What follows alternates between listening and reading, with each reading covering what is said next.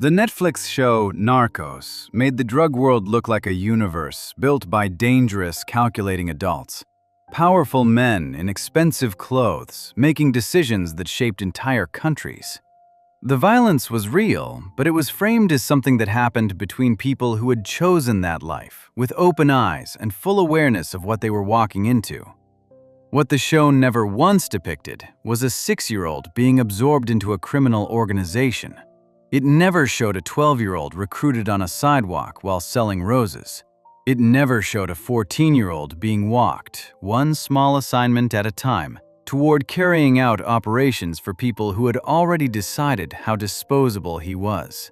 It never showed a chemistry sophomore being approached on a university campus by a man disguised as a janitor.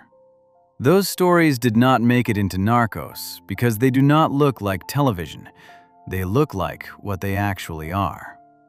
Today we are covering how cartels actually recruit children and why the reality is worse than anything that show ever put on screen. Section 1. The numbers Narcos never showed you. Narcos made the drug world look like a small, tight circle. Pablo Escobar at the top, a handful of loyal men beneath him, and a few dozen enemies trying to take him down. The show's world felt contained, manageable, almost intimate. The real numbers destroy that image completely. The U.S. government's Bureau of International Labor Affairs has estimated that approximately 30,000 children are currently working inside criminal organizations in Mexico. Not on the edges, not in minor supporting roles, inside, carrying out assignments, following orders. The Network for Children's Rights in Mexico puts an even more alarming number on the table. Up to 200,000 children are considered vulnerable enough to be recruited right now, today, if a cartel operative decided to approach them. Let that sit for a second. 200,000 children. That is not a statistic from a failed state in a war zone. That is Mexico. A country that shares nearly 2,000 miles of border with the United States. A country where millions of Americans vacation every single year. A Mexican government report published in 2024 found something that almost no mainstream coverage bothered to highlight. Children as young as 6 years old have been confirmed as members of criminal organizations. 6. The same age a child starts first grade. And that same report found that 70% of the teenagers pulled into these groups grew up surrounded by extreme levels of violence before they were ever recruited. They did not stumble into a dangerous world. They were born into one. And the cartels were simply the first organization that showed up and offered them something. Now think about the pace at which this machine operates. A researcher named Rafael Prieto Curiel, a faculty member at the Complexity Science Hub in Vienna, who previously worked on crime forecasting for the Mexico City Police Force, co-authored a landmark study published in the journal Science in 2023. His team calculated something that almost no government official wants to say out loud. Mexico's cartels, with an estimated 175,000 members across all organizations, represent the country's 5th largest employer. Not the 5th largest criminal enterprise, the 5th largest employer. Period. Full stop. And to stay that size, the machine has to keep feeding. His research found that the cartels collectively need to recruit between 350 and 370 new people every single week, just to avoid collapse. Not to grow, not to expand, just to replace the members lost to arrests, rival violence, and disappearances. Every 7 days, 350 to 370 people have to enter these organizations to keep them running at their current level. That is 50 people every single day. Some of those 50 are adults who make a choice, however desperate that choice might be. But an enormous portion of them are minors. Children and teenagers who are cheaper to recruit, easier to manipulate, harder to prosecute, and simpler to discard when they are no longer useful. Here is where Narcos gets something fundamentally wrong that matters far more than any specific plot detail or historical inaccuracy. The show presents cartel membership as something that adults pursue, something with a degree of agency and ambition behind it. Escobar chose his path. His lieutenants chose theirs.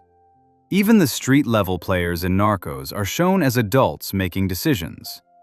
The reality in modern Mexico is that the recruitment pipeline is being built out of children, and it has been for years, and the numbers confirm it at a scale the show never once attempted to depict.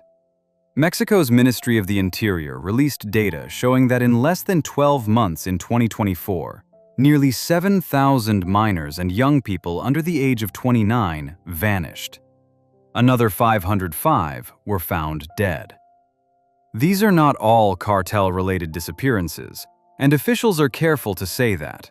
But researchers who work directly on child recruitment say the overlap between those disappearance numbers and forced or voluntary recruitment is impossible to fully separate, because the cartels have become skilled at making the line between the two disappear entirely. The age is dropping too. That is the detail that researchers keep returning to in every study, every report, and every interview. Not just that children are being recruited, but that the age of recruitment keeps going down. A decade ago, the concern was teenagers. Today, the concern is children who have not yet reached their teenage years. The confirmed floor, based on verified government data, is 6 years old.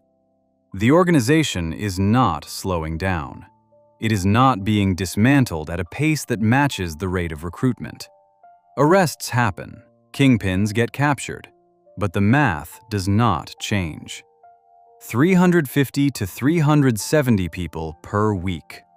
Every week, without pause. And an enormous portion of them are children who never had a real choice to begin with. Narcos gave us a story about powerful men making ruthless decisions. What the data describes is something far more unsettling. It describes a system that runs on children. A system that identifies vulnerable kids, approaches them through people they already trust, gives them their first small assignment, and then slowly closes every exit behind them. That is what Narcos never showed. Not because the show's creators did not know, but because that version of the story is not one that feels like entertainment. It feels like what it actually is: a crisis. And it has been hiding in plain sight behind a Netflix series that made the whole thing look like an adventure. The number that follows you out of this section is not 30,000, though that number alone should stop you cold.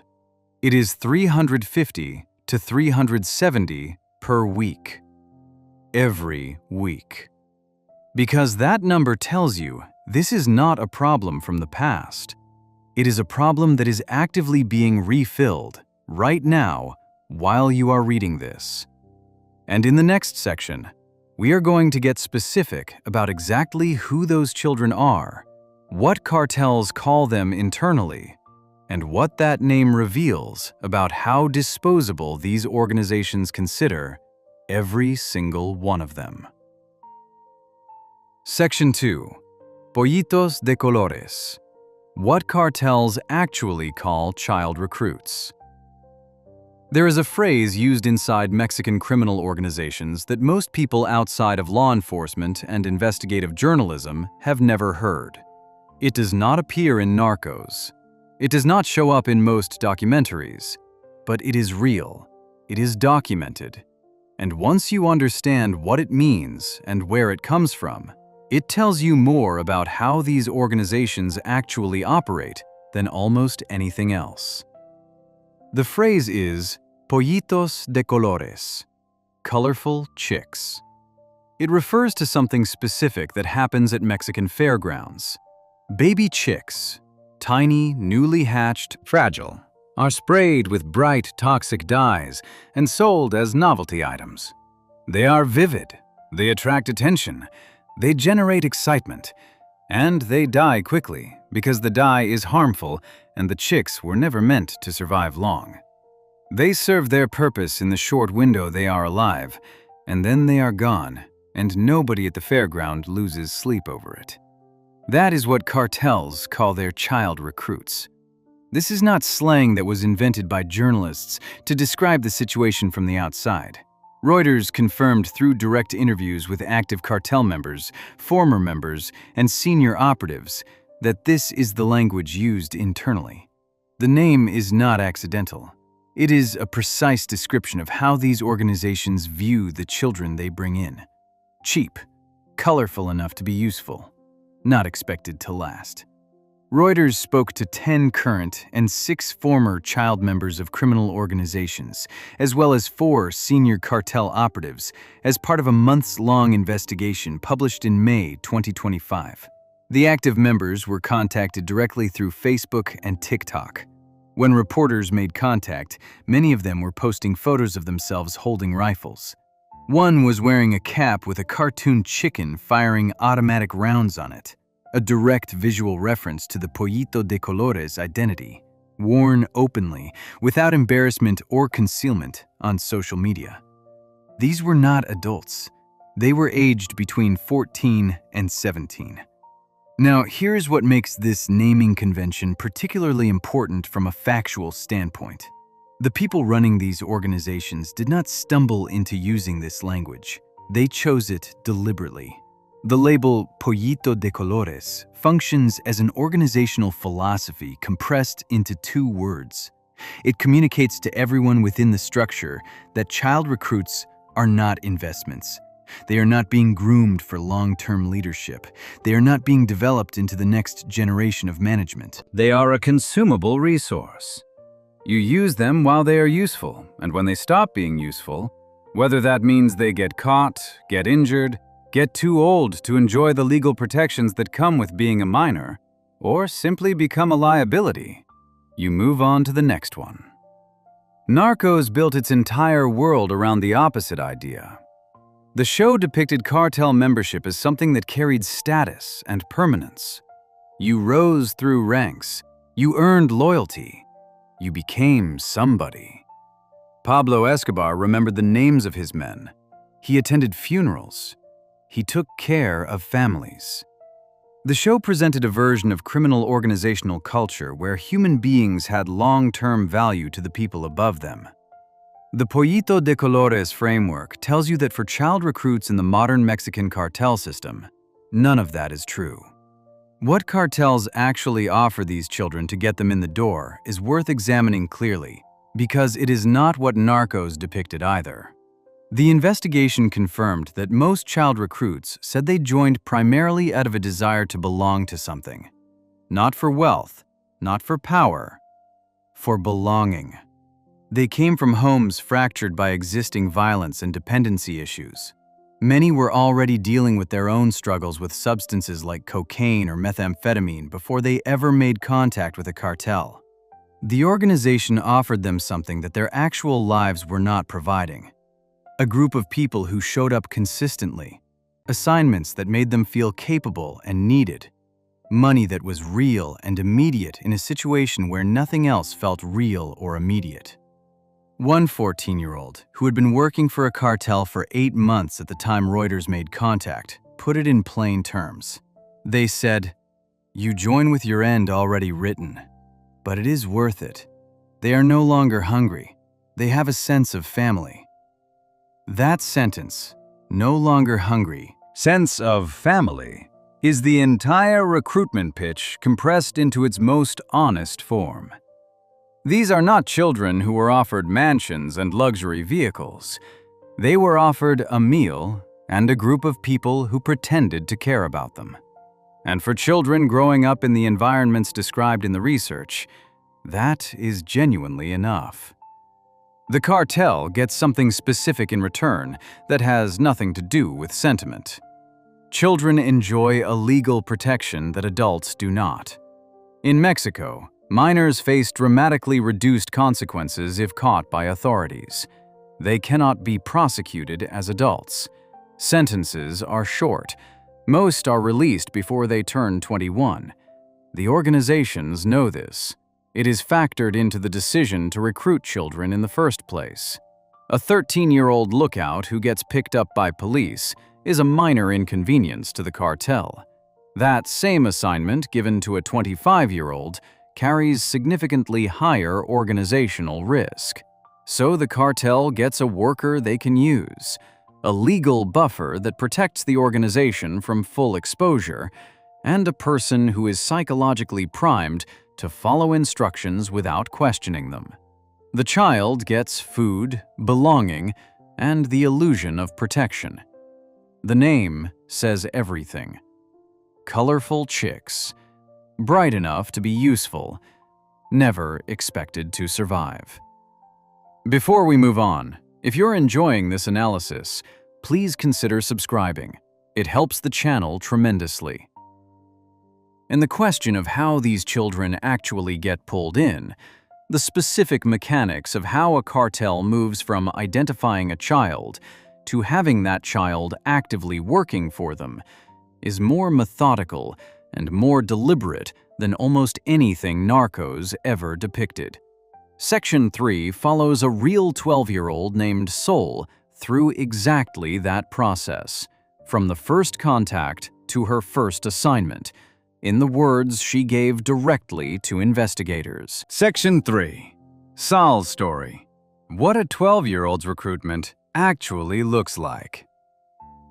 There was nothing dramatic about the moment Sol's life changed. No meeting in a back room, no offer of money spread across a table, no intimidating figure making a threat she could not refuse. The person who recruited her was someone she already knew. The location was a sidewalk outside a bar where she sold roses to make money for her family. The conversation, by all accounts, was brief and casual. And when it was over, Sol, 12 years old, had agreed to work for a cartel. This is not a fictionalized account.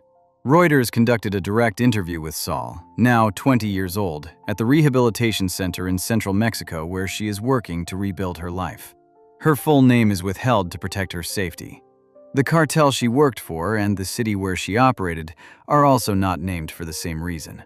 The psychologist treating her at the center and her legal representative both confirmed to Reuters that they believed her account was accurate. Sol started as a lookout. That is almost always how it begins. The assignment is simple enough that a child can do it without any training.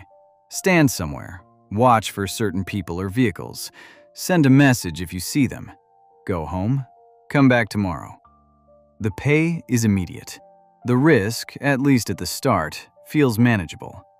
Nothing in the first few weeks suggests to the child that they have just stepped through a door that does not open from the other side. She rose quickly.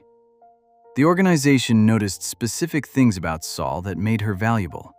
Her enthusiasm for learning new tasks, her willingness to follow instructions without pushing back, her complete loyalty to whoever was above her, and critically, her age. A 12-year-old carrying out assignments for a criminal organization carries a legal shield that adult members do not have. If she gets caught, the legal consequences for the organization are minimal. If she keeps performing, she becomes more useful. There is no downside for the cartel in either direction. She told Reuters, speaking from the rehabilitation center 8 years after she first took that job on the sidewalk. "I obeyed the boss blindly. I thought they loved me." That second sentence is the one that researchers keep returning to, because it explains the psychological mechanics of child recruitment more clearly than any academic framework. The cartel did not love Sol. The cartel did not care about Sol. But it performed care effectively enough that a 12-year-old who was already operating in a difficult environment could not tell the difference. And that gap between the performance of care and the reality of disposability is precisely where recruitment happens. Sol's story is not unique. It is representative. Reuters did not speak to just Sol. The investigation involved direct contact with 10 current and 6 former child members of criminal organizations. Almost all of them described the same initial experience. The person who first approached them was someone they already knew, a relative, a friend, someone from the neighborhood. Not a stranger, not an intimidating figure they had never seen before. Someone familiar, which meant someone trusted, which meant the initial resistance most children would feel toward a dangerous offer was already partially dismantled before the conversation even started. This matters because it exposes one of the biggest gaps between what Narcos showed and how recruitment actually functions. In Narcos, Pablo Escobar built his organization through reputation, fear, and the magnetic pull of obvious power. People joined because they had seen what he could offer or what he could do to people who refused. The recruitment model was essentially, here is the evidence of our power, make your choice.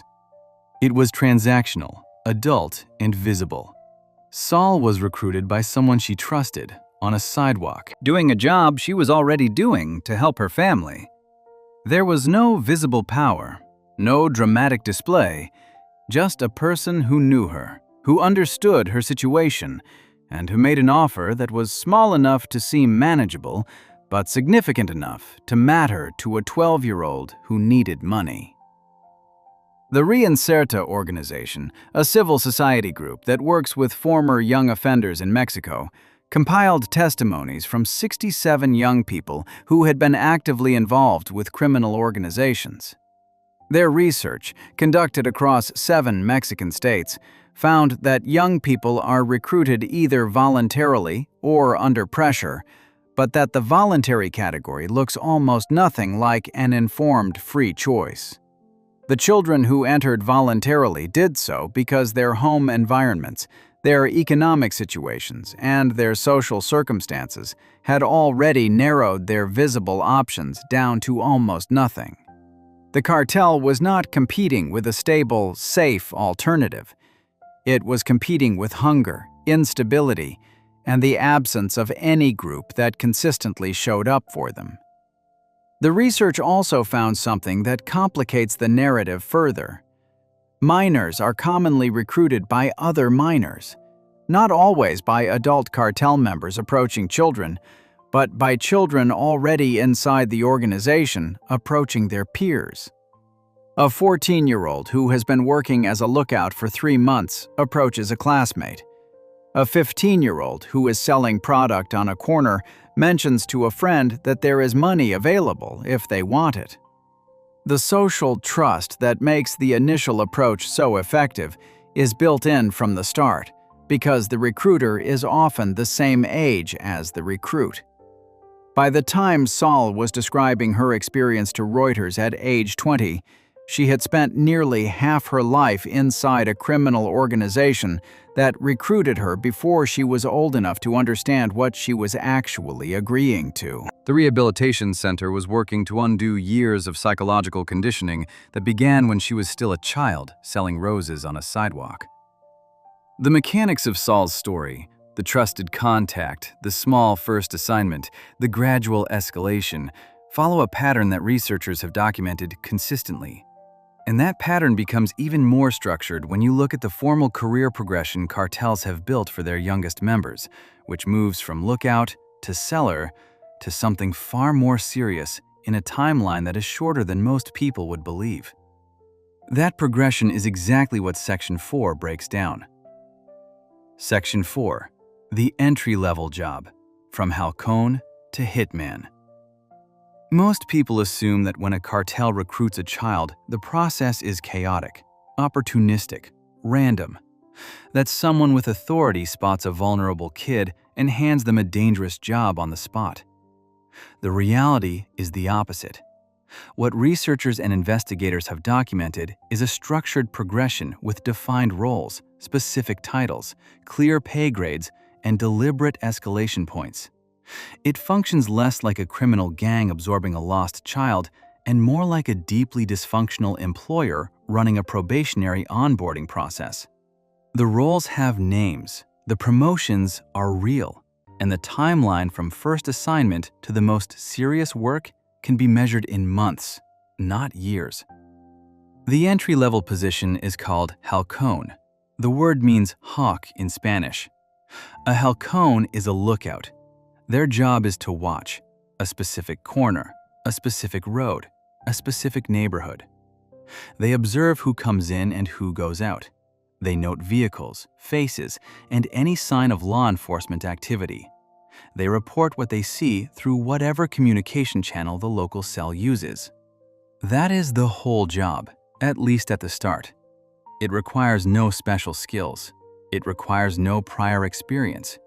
It requires a child who can stand somewhere without attracting attention, which children are exceptionally good at because adults rarely look at them twice. Eduardo's case, documented by the civil society organization Reinserta and reported by Mexico News Daily, illustrates exactly how this progression works in practice. Eduardo, a pseudonym used to protect his identity, was recruited at 13 by the Northeast Cartel to work as a halcón. He stood watch. He reported what he saw. He showed up consistently and did what he was told. 2 years later, at 15, he had moved from watching to selling.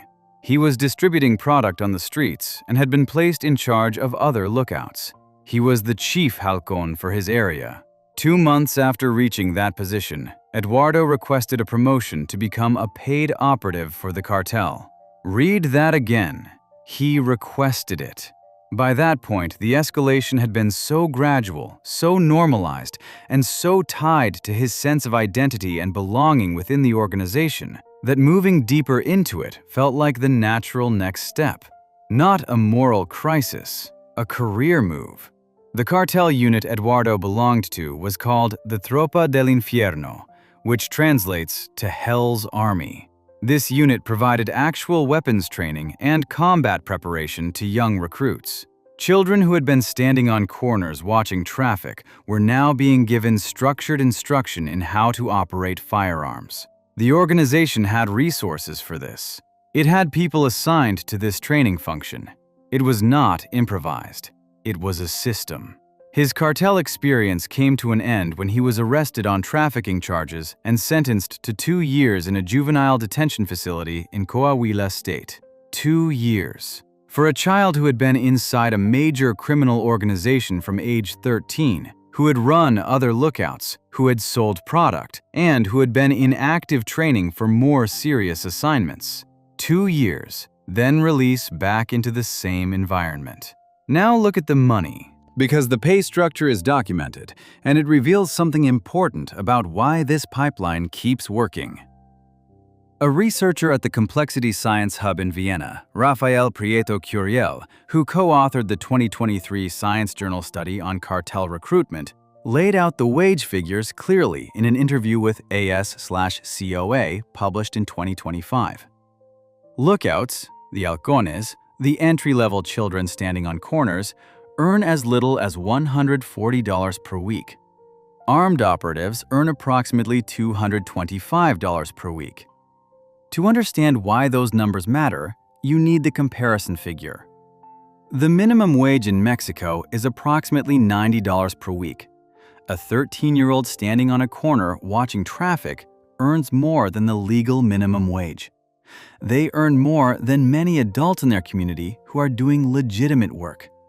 And the cartel does not take taxes out of that. There is no paperwork. The money arrives, and it is theirs. For a child from a household where food is not guaranteed, $140 a week is not a small amount. It is transformative in the most immediate and practical sense.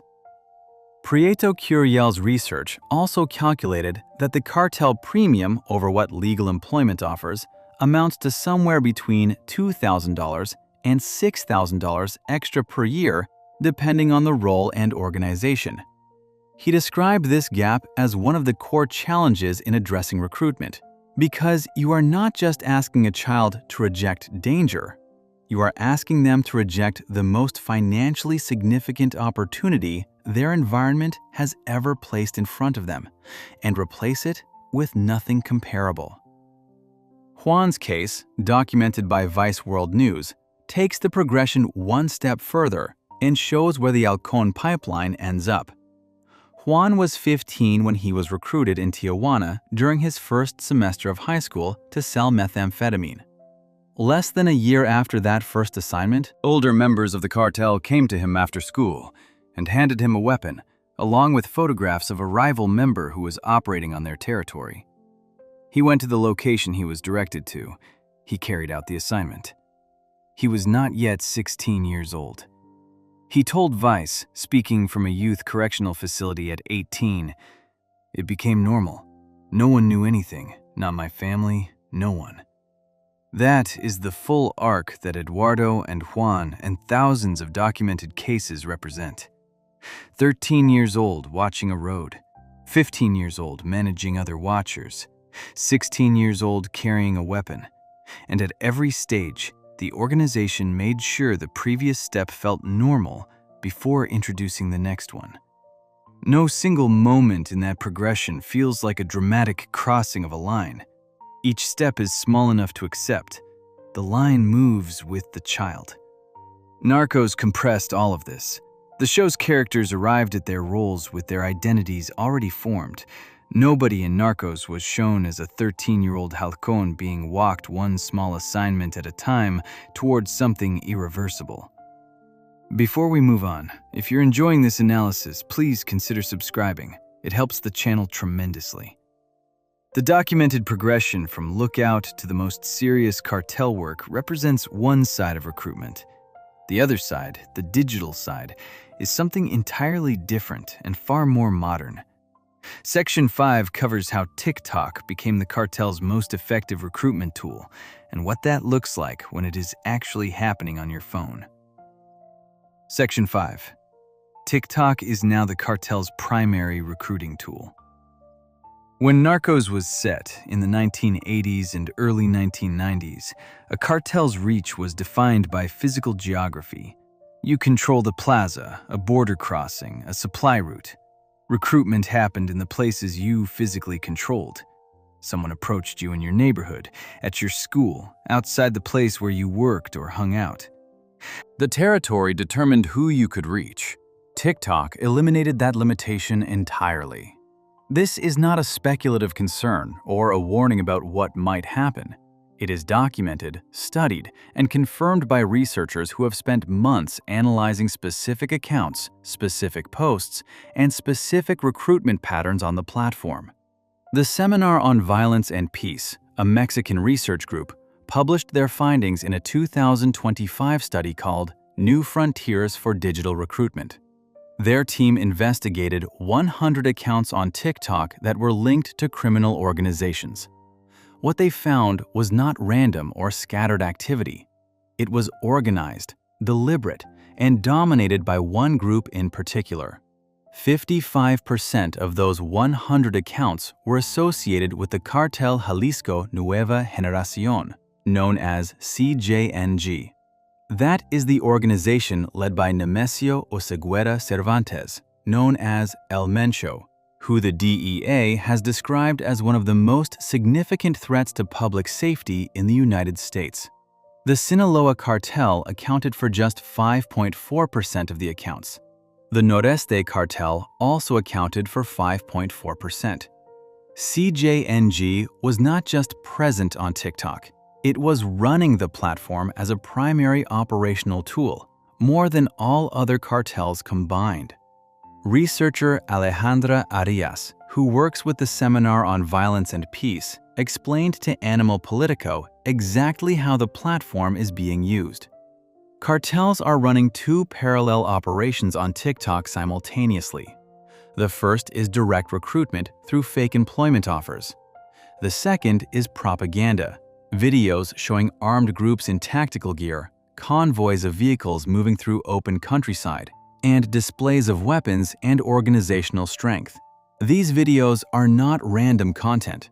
They are designed to make cartel membership look like power, community, and purpose to young people scrolling through their feeds. The reason CJNG and other groups prefer TikTok over other platforms is straightforward and has been stated clearly by the researchers studying it.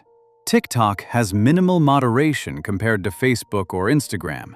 and its algorithm aggressively serves content to users based on engagement rather than social connections. That means a teenager in a low-income neighborhood in Guerrero who has never searched for anything cartel-related can still end up seeing recruitment content if the algorithm determines they engage with certain types of videos. The platform does the targeting work for the cartel. Carlos Ramirez Castañeda, a cybersecurity expert who spoke to Animal Politico as part of the same investigation, described what he observed specifically in border cities like Tijuana and Ciudad Juárez. He found a sharp increase in posts promoting easy work and fast money, with messages directed at people who describe themselves as brave and bold. The offers are vague enough to avoid immediate removal, but specific enough that the target audience understands what is being advertised. The mechanics of how an actual recruitment conversation moves from TikTok to real commitment were documented by the Center for Strategic and International Studies in their May 2025 analysis. CJNG specifically exploits a platform loophole by placing the actual job offer language in the comments section of videos rather than in captions or the video content itself. This makes automated moderation significantly harder because the system has to scan comments rather than just flagging videos directly. By the time a comment thread gets flagged and removed, the conversation has already moved. When an account holder makes contact with a potential recruit, the next step is a link to a WhatsApp group. Inside that group, the recruiter asks interested individuals to send a video of themselves stating their full name, age, home state, and confirming that they are joining voluntarily. That last part, confirming voluntarily, is not for the recruit's protection. It is documentation the organization keeps to use against anyone who later tries to claim they were forced into participation. The reach that this digital infrastructure gives cartels is genuinely new. The CSIS analysis found that through social media, cartels are able to attract young people from lower-income states like Guerrero and from tourist destinations as far away as Quintana Roo. States that might not have a significant physical cartel presence become recruitment territory the moment a teenager there downloads TikTok. The recruiter does not need to be in the same city, the same state, or even the same region. Once contact is made online, the cartel operative arranges to meet the recruit at the nearest bus station and transport them to a training location. In some documented cases, that training location is in a completely different part of the country. The scale of what TikTok has enabled becomes clearest when you look at a single data point from Mexico's Ministry of the Interior. As of December 2024, nearly 7,000 minors and young people under 29 had disappeared within a 12-month period, with another 505 found dead. Researchers studying child recruitment are careful to say that not every disappearance is cartel-connected, but they are equally clear that the digital recruitment pipeline and the disappearance numbers cannot be fully separated, because in documented cases, online contact leads to in-person meetings, and in-person meetings with cartel operatives do not always go the way the recruit expected. The 70% of Mexican youth between 16 and 24 who use TikTok, a figure confirmed by Statista and the 2024 digital report, are the pool this system is fishing in. That is not a fringe audience. That is the majority of an entire generation. Narcos existed in a world where a cartel's recruitment reach ended at the edge of its physical territory. The modern system has no such boundary, and TikTok is only one part of the digital recruitment picture. The method that gets even less attention, and that researchers say is particularly effective with younger children specifically, moves the recruitment conversation out of social media entirely and into video games. That is what Section 6 covers next. Section 6. Video games as a recruitment channel. There is a reason cartels moved into video games as a recruitment space, and it is not complicated. Video games put them directly in front of children who are already in a heightened emotional state, already operating as part of a team, already taking orders from voices they cannot see, and already accustomed to being rewarded for completing assignments. The psychological environment of an online multiplayer game is, from a recruitment standpoint, almost perfectly designed for the first conversation a cartel operative needs to have with a young person. And it is working. There are confirmed, documented cases of children being recruited through gaming platforms in Mexico, and the organizations doing it are not improvising. They are applying a method that has been observed in other contexts for over a decade. Start with the most concrete case on record.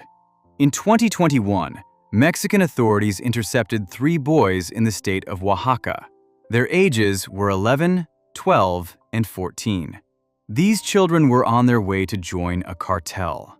When investigators examined how the recruitment had happened, the answer was the mobile multiplayer game Free Fire.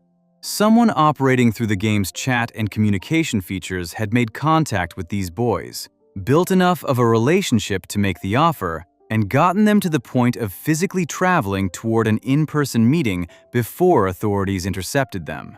3 children, the youngest 11 years old, moving toward a cartel camp because of conversations that started inside a video game. This was not an isolated incident. After this case became public, approximately 10 additional families came forward in Mexico to describe similar experiences. Their children had been approached through online games. In some of those cases, the children had already agreed to in-person meetings. The journalists and researchers who documented these follow-up cases noted that the pattern was consistent across all of them. Initial contact through game chat, gradual relationship building, an offer framed as an opportunity, then an invitation to meet in person. The Center for Strategic and International Studies documented in their 2025 analysis that beyond TikTok and traditional social media, cartels are actively using gaming platforms and messaging applications, including Twitch, Discord, and the in-game communication features of Free Fire, Battlefield, Fortnite, and Call of Duty. These are not obscure platforms. These are the most widely played games on the planet, with hundreds of millions of active users. The cartel presence on these platforms is not dominant or even highly visible. It does not need to be. It only needs to reach the specific children who are vulnerable enough to respond. The tactic itself is not new. What is new is the cartels using it.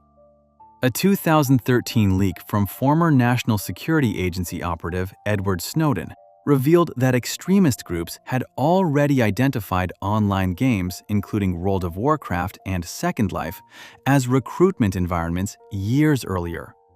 The methodology was established long before Mexican cartels adopted it. The games changed. The underlying approach did not.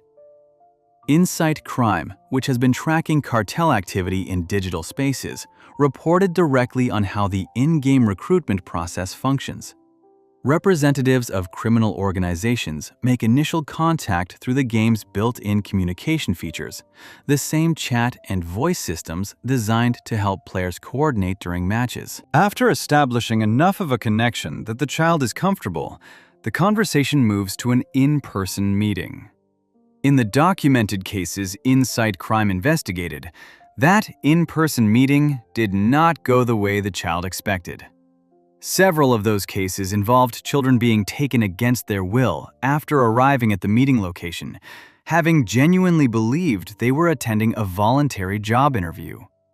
The COVID-19 pandemic made this recruitment channel significantly more effective, and researchers noted this explicitly. When schools closed across Mexico and children were forced to stay home, screen time increased dramatically. Parental oversight of online activity was inconsistent. Teachers who might have noticed behavioral changes in students were no longer seeing those students daily. The normal social structures that sometimes catch early warning signs of outside influence on a child collapsed almost entirely during that period. Cartels had a larger pool of isolated, bored, unsupervised children online than at any previous point, and they used it. A Wall Street Journal investigation found that Facebook's own leadership was aware that CJNG was using the platform to recruit people for operational roles. A specialized internal team had flagged the content and raised concerns. Despite those warnings, pages promoting CJNG on Facebook and Instagram remained active for up to 5 months before being taken down. When they were removed, new ones appeared to replace them shortly after. The internal knowledge that this was happening and the failure to stop it effectively is documented. It is not speculation. The 2025 U.S. State Department Trafficking in Persons Report for Mexico confirmed the broader digital recruitment picture in official government language. The report stated that traffickers increasingly recruit potential victims online, including through video games, social media, websites, and dating applications. It also documented that an NGO analyzing calls to Mexico's anti-trafficking hotline found that from 2022 to 2024, over 45% of people who called had initially been recruited through websites or social media. That figure represents thousands of real cases funneled through digital channels, with video games as one confirmed part of that pipeline. What makes the gaming channel particularly concerning from a child protection standpoint is the age of the children it reaches. The CSIS analysis specifically noted that for children between 6 and 12 years old, online gaming forums and platforms like Twitch and Discord are primary social spaces. This is not the teenage audience that TikTok reaches. This is younger. Children who are still in primary school, whose understanding of risk and consequence is genuinely limited by their age, are active in the same digital spaces where cartel operatives have been documented making recruitment contact. Narcos never depicted any of this because Narcos was set in a world where none of it existed yet. But the gap between that world and this one is not just technological, it is also philosophical. The cartels in Narcos used fear and money to bring people in.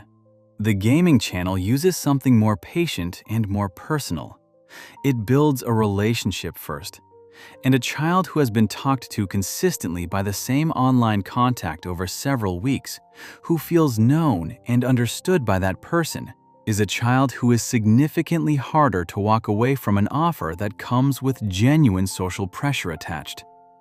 Before we move on, if you're enjoying this analysis, please consider subscribing. It helps the channel tremendously. Everything covered so far, the street recruitment, the TikTok pipeline, the gaming channel, represents the voluntary or semi-voluntary end of how children enter these organizations. But there is another side to this that gets far less coverage, and it involves no choice at all. Section 7 covers what happens when cartels decide they do not want to ask. Section 7.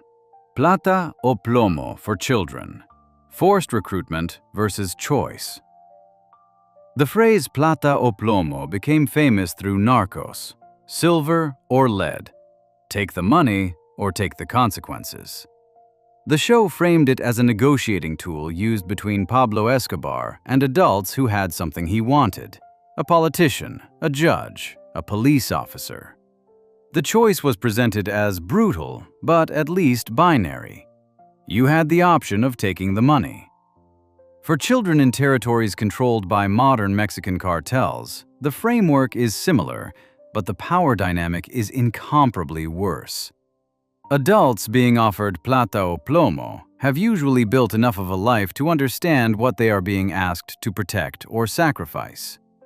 A child living in a community where the cartel controls daily movement, economic activity, and social structure does not have the same foundation to stand on when the pressure arrives.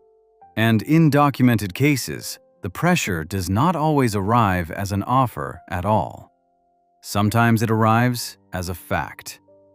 The 2024 U.S. State Department Trafficking in Persons Report for Mexico used specific language on this point that is worth reading carefully. It stated that organized criminal groups use fraudulent job advertisements, economic or social manipulation, threats of harm, blackmail, intimidation, and abduction to force adults and children into criminal activity. It also noted that children living in territory controlled by criminal organizations are at higher risk because criminal groups are actively increasing child recruitment for illegal activity. The report identified the Jalisco New Generation Cartel specifically as one of the primary organizations engaged in these practices. That same report expressed particular concern about one specific group: indigenous children. Experts cited in the report described a pattern of organized criminal groups using threats and the credible threat of serious harm against indigenous children to force them into criminal roles. These children are used as lookouts, directed to carry out operations against authorities and rival groups, put to work in fuel theft operations, and placed in poppy fields. The concern was elevated specifically because the communities these children come from often have minimal access to formal legal protection and are located in areas where cartel territorial control is strongest and state authority is weakest. The Teuchitlan case from early 2024 made this dynamic visible in a way that was impossible to ignore. In February of that year, Mexican authorities detained 38 people at what appeared to be a training camp in Teuchitlan, Jalisco. This was the same location where, roughly 6 weeks later, authorities uncovered a mass grave. Of the 38 people detained at the camp, 35 were subsequently released. The legal determination was that these individuals had been forcibly recruited and were therefore victims of the organization, not willing participants in it. 3 people were held. 35 were released as victims. That outcome tells you something important about how frequently forced recruitment produces people who look, from the outside, indistinguishable from voluntary members. The 35 people released from Teuchitlan were at a cartel training camp. They were learning the same things the voluntary recruits were learning. They were wearing the same clothes, following the same instructions, preparing for the same assignments. The only difference was the circumstances that brought them there. And that difference was nearly invisible until investigators specifically examined each individual case. The CSIS analysis of cartel recruitment confirmed that alongside the digital recruitment pipeline, cartels maintain what researchers described as a more conventional method involving coercion and blackmail to force people into working for them. In some documented cases, cartels post what appear to be legitimate employment advertisements in local newspapers and on community notice boards. People respond expecting a real job. What they find instead is a cartel operation, and by the time they understand what they have walked into, leaving is no longer a simple option. For children specifically, the forced recruitment picture looks different from the adult version in one critical way. The Reinserta organization, which conducted direct interviews with 67 young people who had been involved with criminal organizations across 7 Mexican states, found that the line between voluntary and forced recruitment among minors is often impossible to draw cleanly. A 14-year-old who joins because their older brother is already inside and has communicated, directly or indirectly, that not joining creates problems for the family is not making a free choice. A 12-year-old in a neighborhood where the cartel controls which families eat and which families do not is not operating with genuine options when someone from that organization approaches them. The case of Jacobo, documented by Newsweek through the Reinserta research, shows what the exit looks like for a child who becomes operationally inconvenient to the organization. Jacobo, whose last name was withheld because of his age, had been working for a cartel and carrying out assigned operations. His final assignment was carried out in public with multiple witnesses, which brought law enforcement attention directly to him. He went into hiding. The cartel contacted him claiming they wanted to move him to a safer location. It was not a relocation offer. When Jacobo arrived at the meeting point, the cartel opened fire on him. He was shot in the head, in the back, and in the abdomen. He survived. He is now serving a 4-year sentence for the operations he carried out. 4 years. And when that sentence ends, he will be released back into a world where the organization that tried to eliminate him is still operating, still present in his community, and still aware of who he is and what he knows. That is the exit from forced recruitment. Not a witness protection program, not a new identity in a new city. A youth facility for a few years and then release into the same environment with the same dangers still in place. Narcos ended its storylines with resolution. Kingpins captured or neutralized, systems disrupted, some version of justice delivered. The documented reality of forced child recruitment ends with a teenage boy being shot 3 times in a parking lot by the people who employed him, surviving by chance, and then serving prison time for crimes the organization directed him to commit. The forced recruitment pipeline and the voluntary one share one common outcome at the organizational level. Both produce children who carry out assignments that benefit the cartel. But the recruitment of children is not limited to street-level operations and lookout positions. The most recent evolution of cartel recruitment reaches into places that would have seemed completely unconnected to criminal organizations even 5 years ago. Section 8 covers how the Sinaloa cartel began walking onto university campuses to recruit chemistry students, and what that tells us about where this is all heading. Section 8. The Chemistry Student Pipeline. Cartels now recruit at universities. At some point in 2024, a man slipped onto a university campus in Culiacan, the capital of Sinaloa State in Mexico, disguised as a janitor. He was not there to clean anything. He had identified a specific student, a sophomore studying chemistry, and he walked across that campus with a single purpose: to make an offer. When he found the student, the pitch was brief and direct. You are good at what you do. You decide if you are interested. This is not a scene from a film. It is documented in a New York Times investigation published in December 2024, which interviewed 7 people who make substances in cartel laboratories, 3 university chemistry students recruited by the Sinaloa cartel, 2 law enforcement agents, a cartel recruiter, and a university professor. Every single one of them spoke anonymously, because the alternative in Sinaloa State is not a risk any of them were willing to take. The reason cartels began targeting chemistry students specifically comes down to supply chain pressure. For years, Mexican criminal organizations have imported the chemical building blocks needed to produce synthetic substances from suppliers in China.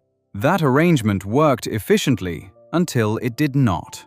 China moved to restrict exports of these chemical compounds. The COVID-19 pandemic disrupted global supply chains further. Mexico's own government implemented measures to limit imports of the relevant materials.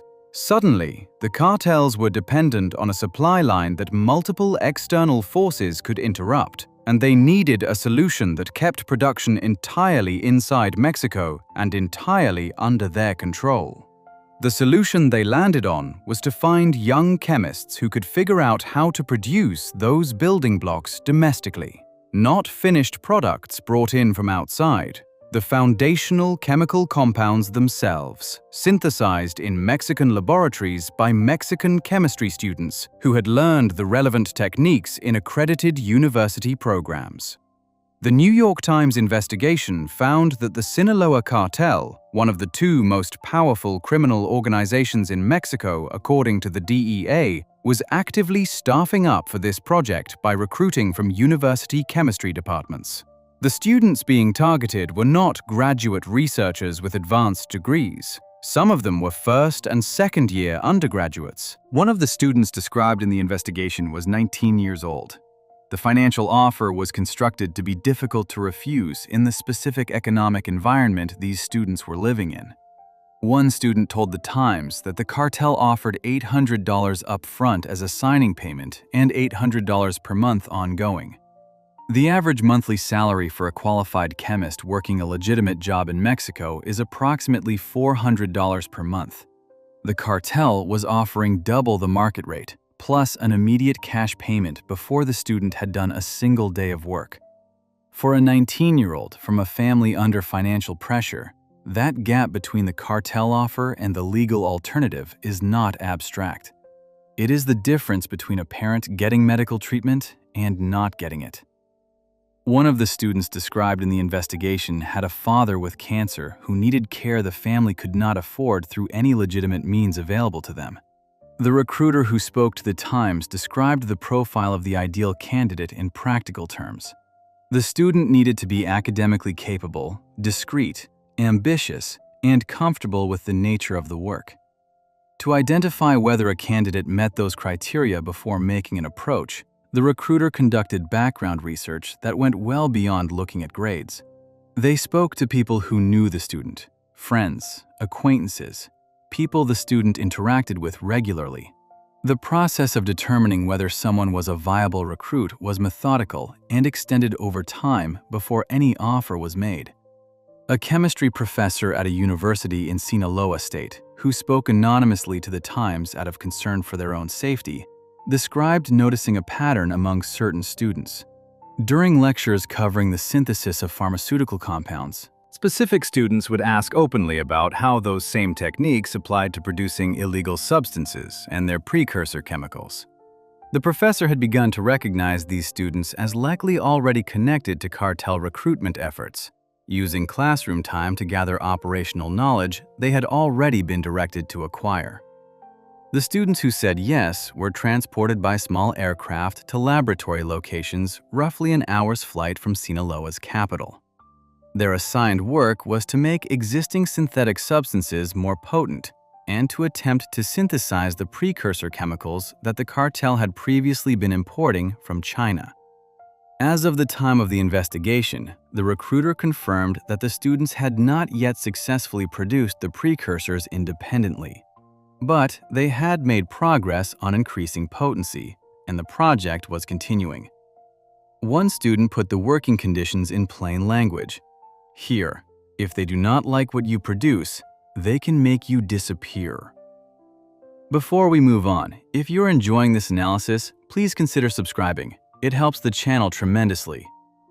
That sentence describes a job offer that looks like an opportunity and functions like a trap. Section 9 pulls back from the recruitment mechanics and examines the psychological reality underneath all of it. What cartels actually offer that makes children and young people say yes, and why that offer is far more complicated than Narcos ever acknowledged. Section 9. What cartels offer that Narcos made look like power, but is actually survival. Narcos built its entire emotional architecture around ambition. Pablo Escobar wanted to be somebody. His associates wanted money, status, and power. The show presented criminal organization membership as something people pursued because they wanted more than ordinary life offered them. More wealth, more influence, more control over their circumstances. The cartel was a vehicle for ambition. And ambition was the engine that drove everyone in it. That framing is not just incomplete when applied to child recruitment in modern Mexico. It is almost entirely wrong. The documented reality, drawn from direct interviews with current and former child members of criminal organizations, researchers, rehabilitation specialists, and the children themselves, describes something with almost no overlap with the Narcos version.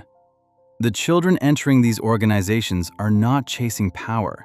They are addressing immediate, concrete, material problems that their environments have given them no legitimate way to solve. Start with the most basic version of this, stated in the plainest possible terms by a 14-year-old who spoke to Reuters in May 2025 while actively working for a cartel. When asked why joining was worth it despite knowing the risks, they said, "They are no longer hungry, and they have a sense of family." That is the complete answer, not a vision of future wealth, not a desire to run an operation or command territory. No longer hungry, a sense of family. A sicario interviewed in Chihuahua by Fox San Antonio explained his entry into criminal work at 14 in equally direct terms.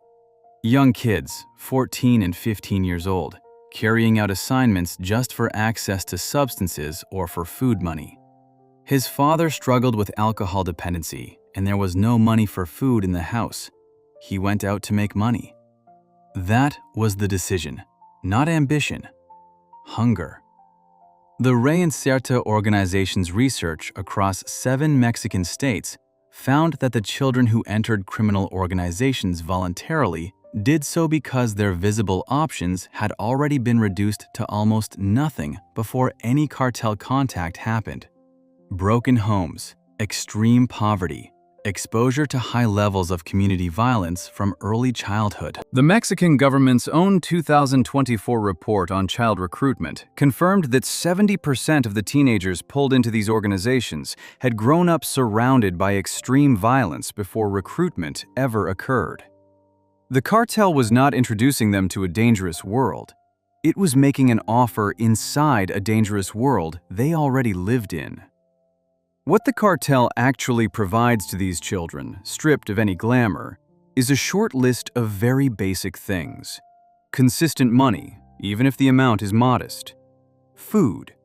A group of people who show up reliably and communicate that the child has value and a role. Structure. A sense of belonging to something larger than their immediate circumstances. Former Homeland Security agent Ari Jimenez described the pitch to Fox San Antonio in straightforward terms. The cartel tells vulnerable children in challenging communities that they are there for them and that the child can come work for them. That is the offer. Presence and opportunity in an environment where both are scarce.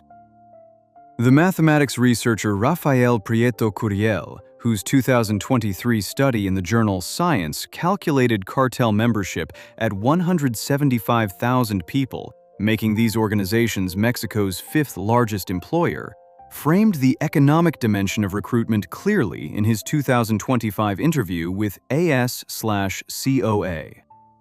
The cartel premium over legal employment, meaning the extra money a recruit earns compared to what legitimate work in the same environment would pay, amounts to somewhere between $2,000 and $6,000 per year, depending on the role.